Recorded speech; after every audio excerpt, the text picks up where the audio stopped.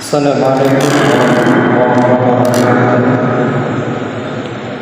Alhamdulillah, wassalatu wassalamu ala Rasulillah wa ba'du. Hadirin jamaah sekalian, salam dan kemuliaan. Puji syukur alhamdulillah kita diberi Allah kemuliaan, diberi Allah kesehatan, diberi Allah kesempatan sehingga kita bisa melaksanakan sholat tarawih. Sebelumnya sholat isya dan tadi siang kita melaksanakan puasa satu hari. Hadirin, kalau kita melihat sejarah puasa, bahwa puasa Ramadan itu oleh Allah Subhanahu wa taala turunkan ayat tentang puasa itu pada tahun kedua Hijriah. Jadi Rasulullah SAW selama diutus jadi Rasul dan sebagai Nabi di Mekah selama 13 tahun itu belum ada kewajiban puasa. Terus bagaimana puasanya Nabi waktu itu? Waktu itu sebelum ada perintah wajib puasa Ramadan, Rasulullah dan umatnya biasanya melaksanakan puasa 10 Muharram. Baru ketika Rasulullah SAW hijrah dari Mekah ke Madinah, tahun kedua setelah hijrah itu baru Allah Subhanahu wa taala menurunkan perintah puasa Ramadan. A'udzubillahi minasyaitonir rajim. Ya ayyuhalladzina amanu kutiba 'alaikumusiyam kama kutiba 'alal ladzina min qablikum la'allakum tattaqun. Ayat ini diturunkan bulan Sya'ban, 1 bulan sebelum Ramadan, di tahun kedua Hijriah. Jadi 2 tahun Rasulullah di Madinah itu baru turun perintah puasa Ramadan. Hadirin, ketika perintah ini turun, ya ayyuhalladzina amanu kutiba 'alaikumusiyam, itu Nabi dan umatnya, Rasulullah dan umatnya itu masih dikasih 2 pilihan, yaitu pilihan antara mengerjakan puasa dan atau mengganti dengan membayar fidyah. Baru ketika pertengahan bulan Allah menurunkan kembali ayat berikutnya, faman syahida minkum syahra falyasum. Barang siapa yang ketemu dengan bulan Ramadan, falyasum, maka wajib hukumnya melaksanakan puasa. Nah, disinilah hadirin perintah dalam bentuk fi'il mudhari, falyasum. Siapa yang kedapatan menjumpai Ramadan, falyasum, maka wajib baginya melaksanakan puasa.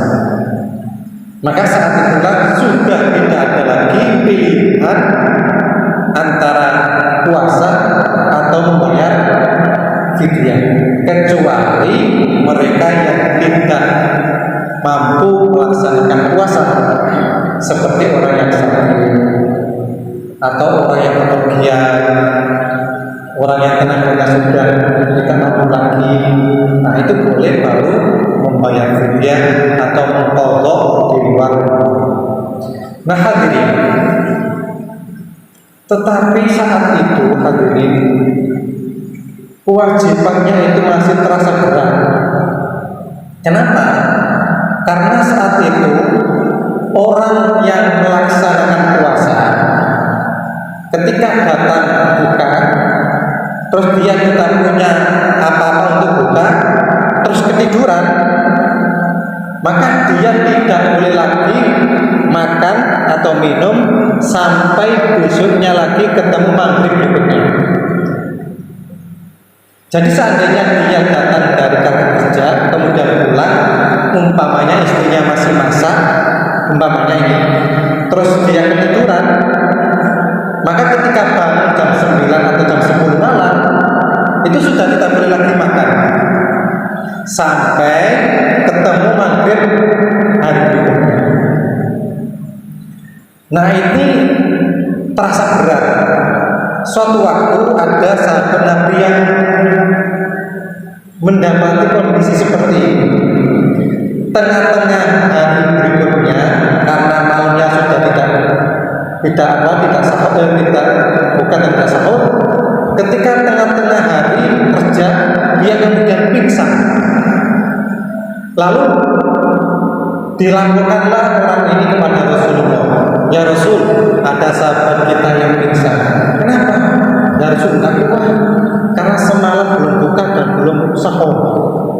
Nah, melihat kondisi seperti ini, baru turun kemudian ayat uhilla lakum lailatas siyami rafathu ila nisaikum hunna libasun lakum wa antum libasun lahum. Alimallahu annakum kuntum takhtaruna anfusakum fataba 'alaikum fal ana bashiruna ma kataballahu lakum wa qulu washrabu hatta yatabayyana lakum al-khaytul abyadu minal khaytil aswadi minal fajr.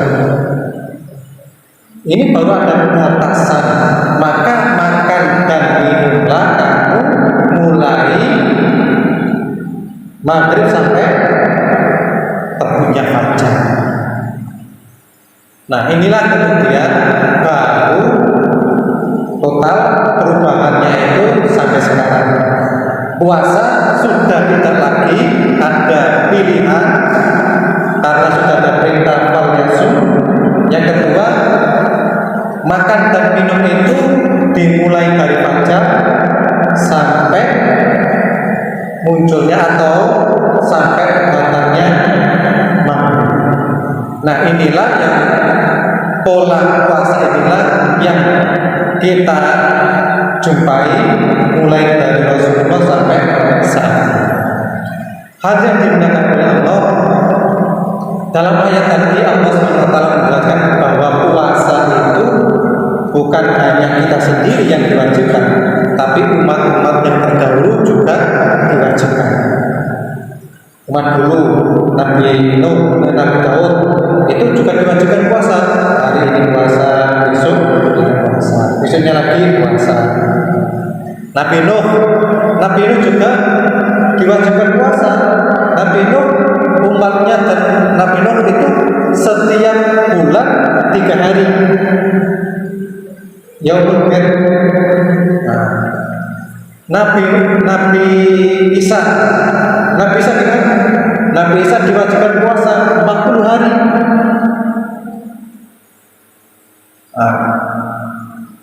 Jadi umat-umat sebelum Nabi Muhammad juga ada diwajibkan. Bahkan kalau kita lihat di budaya kita, budaya Jawa ini banyak sekali macam-macam puasa.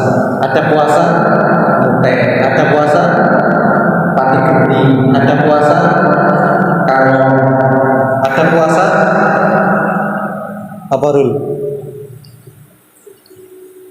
Ada puasa macam-macam ya, pati geni, kalong, mute. Kakak saya bisa singapal ini. Jadi semua bangsa, semua umat, semua negara itu punya ajaran puasa masing-masing. Nah kita umat Islam tentu puasa kita mengikuti apa yang ditunjukkan oleh Rasulullah SAW. Adil, saya kira itu kultum yang bisa saya sampaikan. Mudah-mudahan kita diberi Allah SWT kesehatan, kekuatan, umur panjang sehingga bisa menuntaskan Ramadan sampai paripurna, dan mudah-mudahan segala ibadah kita, amal kita, kebaikan kita selama bulan Ramadan diterima oleh Allah Subhanahu wa taala, dan semua dosa-dosa kita diampuni oleh Allah Subhanahu wa taala. Amin ya rabbal alamin. Subhanakallahumma wa bihamdika asyhadu an la